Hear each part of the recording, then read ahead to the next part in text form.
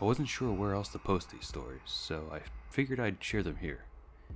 I've been an SAR officer for a few years now, and along the way, I've seen some things that I think you guys will be interested in. I have a pretty good track record for finding missing people. Most of the time, they just wander off the path or slip down a small cliff and they can't find their way back up. The majority of them have heard the old stay where you are thing and they don't wander far. But I've had 2 cases where that didn't happen. Both bother me a lot, and I use them as motivation to search even harder on the missing persons cases I get called on. The first was a little boy who was out berry picking with his parents. He and his sister were together and both of them went missing around the same time. Their parents lost sight of them for a few seconds, and in that time both the kids apparently wandered off. When their parents couldn't find them, they called us, and we came out to search the area. We found the daughter pretty quickly, and when we asked where her brother was, she had told us that he'd been taken away by the bear man. She said he gave her berries and told her to stay quiet, that he wanted to play with her brother for a while. The last she saw of her brother, he was riding on the shoulders of the bear man and seemed calm. Of course, our first thought was abduction, but we never found the trace of another human being in the area. The little girl was also insistent that he wasn't a normal man, but that he was tall and covered in hair like a bear, and that he had a weird face. We searched that area for weeks, and it was one of the longest calls I've ever been on, but we never found a single trace of that kid. The other was a young woman who was out hiking with her mom and grandpa. According to her mother, her daughter had climbed up a tree to get a better view of the forest, and she'd never come back down. They waited at the base of the tree for hours, calling her name, before they called for help. Again, we searched everywhere, and we never found a trace of her. I have no idea where she could have possibly gone, because neither her mother or grandpa saw her come down. A few times, I've been out on my own searching with a canine, and they've tried to lead me straight up cliffs. Not hills, not even rock faces. Straight, sheer cliffs with no possible handholds. It's always baffling, and in those cases we usually find the person on the other side of the cliff or miles away from where the canine has led us. I'm sure there's an explanation, but it's sort of strange. One particularly sad case involved the recovery of a body. A 9-year-old girl fell down an embankment and got impaled on a dead tree at the base. It was a complete freak accident, but I'll never forget the sound her mother made whenever we told her what had happened. She saw the body bag being loaded into the ambulance, and she let out the most haunting, heartbroken wail I've ever heard.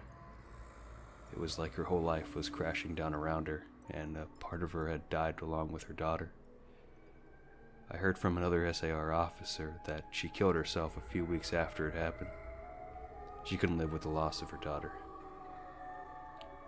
I was teamed up with another SAR officer because we'd received reports of bears in the area. We were looking for a guy who hadn't come home from a climbing trip when he was supposed to, and we ended up having to do some serious climbing to get where we figured he'd be. We found him trapped in a small crevice with a broken leg. It was not pleasant.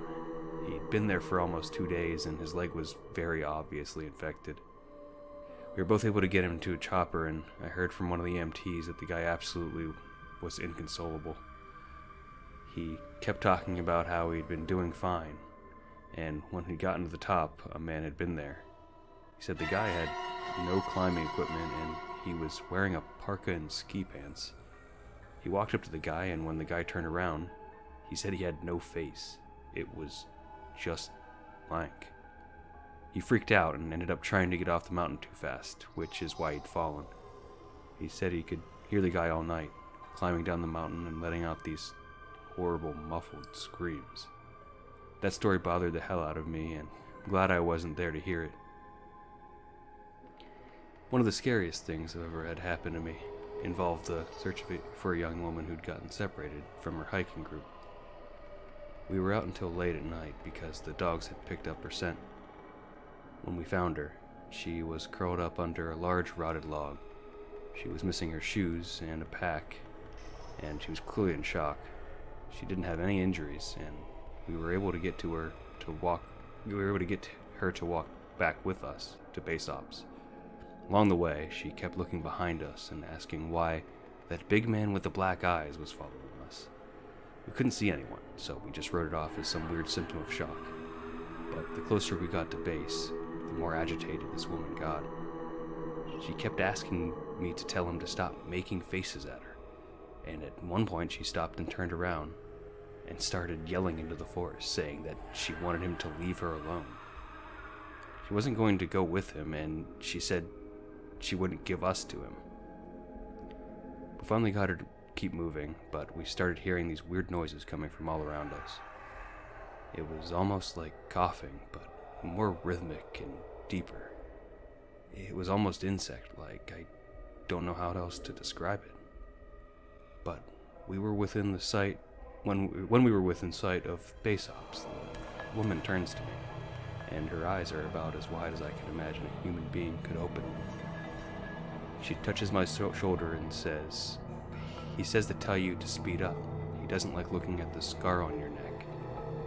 I have a very small scar on the base of my neck, but it's mostly hidden underneath my collar, and I have no idea how this woman saw it. Right after she says it, I hear that weird coughing right in my ear, and as I just about jumped out of my skin, I hustled her to ops, trying not to show how freaked out I was, but I have to say, I was really happy when we left the area that night. This is the last one I'll tell, and probably the weirdest story I have. Now, I don't know if this is true in every SAR unit, but in mine, it's sort of an unspoken rule, regular thing that we run into. You can try asking about it with other SAR officers, but even if they know what you're talking about, they probably won't say anything about it. We've been told not to talk about it by our superiors, and at this point we've all gotten so used to it that it doesn't even seem weird anymore. Well, in just about every case where we're really far in the wilderness, I'm talking 30 or 40 miles, at some point we'll find a staircase in the middle of the woods. It's almost like if you took the stairs out in your house, cut them out, and put them in the forest. I asked about it the first time I saw some, and the other officer just told me not to worry about it, that it was normal. Everyone I asked said the same thing.